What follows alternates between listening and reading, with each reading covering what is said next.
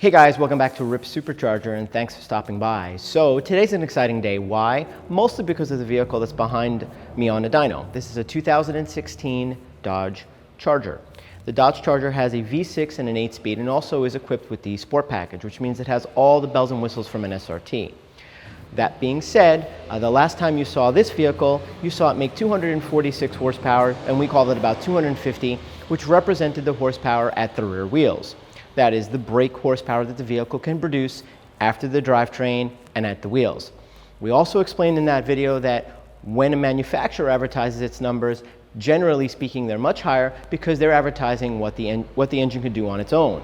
Essentially, without the accessories, without a drivetrain, without wheels, without axles, everything that's encompassed in a car.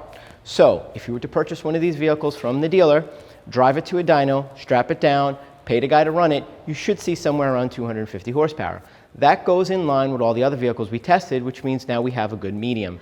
To say that these vehicles start with 250 horsepower is an actual representation of what the vehicle actually has stock. Now, you've seen other videos, like for example the Challenger, where we added a RIPP Supercharger and we gained horsepower. That's our net gain. So essentially what we're looking to do here is demonstrate exactly what we gained by adding a RIPP Supercharger. You can see behind me, this vehicle has piping going through the engine. It also has a front mount intercooler, which you can't see in this shot, but essentially it's there, which cools the engine off. This does follow the same kit as the other vehicles, which has the center mounted supercharger. It looks fantastic. It does have a blow-off valve. It does have an air filter, but the rest of the vehicle is stock. I want you to note here that what you're going to see behind me when I demonstrate it means it has stock cats, stock exhaust, stock gears. Nothing else has been modified outside of these wheels here and maybe the drop to make more power. So, since we like making noise here and the car is strapped down on our dyno, let me make the car do some talking for itself and then we'll pick up from there. Okay, just gonna make a pass here, turn on some fans.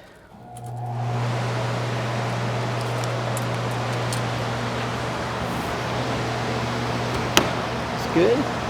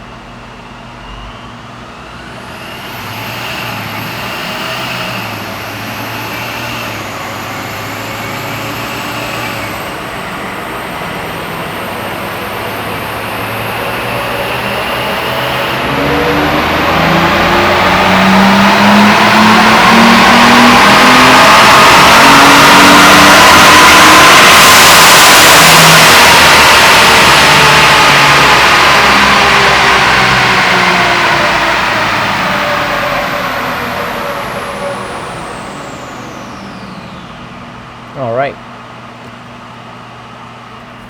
Clean, crisp, and concise. Shut off some of these noisemakers. Okay, what you're looking at right now is 246.9, which represents the original pass this vehicle made. So essentially that red line down here represents the horsepower that the car made previous and before the RIPP Supercharger. I'm going to make a scale change here so that you can see. I'm going to add max power, 430.3 horsepower, which is essentially the horsepower the vehicle is making now. You can see there's a huge gain in both torque and horsepower. This is the line that the vehicle made in terms of torque. Last time it made somewhere between 200 and 250, and essentially that means it made about 230 peak.